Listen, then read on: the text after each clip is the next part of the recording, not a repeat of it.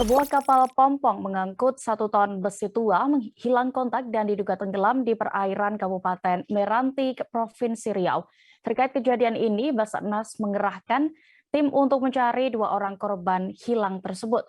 Selengkapnya akan dilaporkan rekan Rizky Armanda, reporter dari Tribun Pekanbaru yang siap dengan laporan lengkapnya. Silakan rekan Rizky. Ya, terima kasih Dea.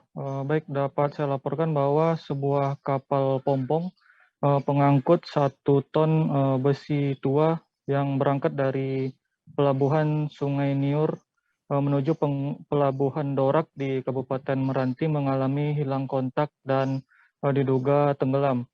Dan dalam kejadian ini 2 orang ABK pompong dilaporkan hilang, masing-masing bernama Basri 40 tahun dan juga Lego 30 tahun. Dan disebutkan oleh Humas Basarnas Pekanbaru, Kuku Widodo, bahwa pihaknya mendapat laporan terkait peristiwa pompong hilang kontak dan diduga tenggelam ini pada Jumat 13 Mei 2022 pagi. Dan sementara peristiwa terjadi sehari sebelumnya, yakni pada hari Kamis tanggal 12 Mei 2022.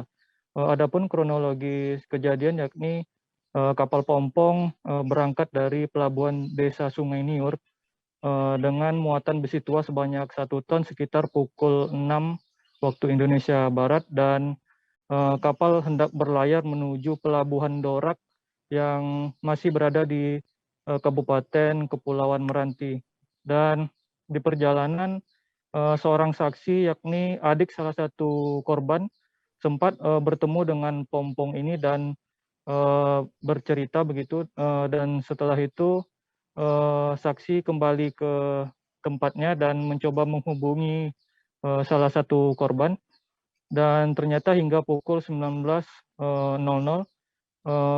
tidak ada respon dari handphone korban, dan saksi mengatakan handphone korban mati dan tidak bisa dihubungi.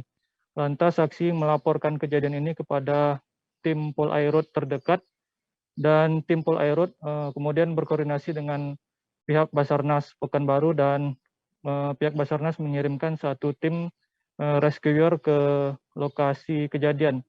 Dan untuk diketahui bahwa hingga pencarian hari keempat pada hari Senin ini, tim masih belum menemukan kedua orang korban yang dilaporkan hilang tersebut.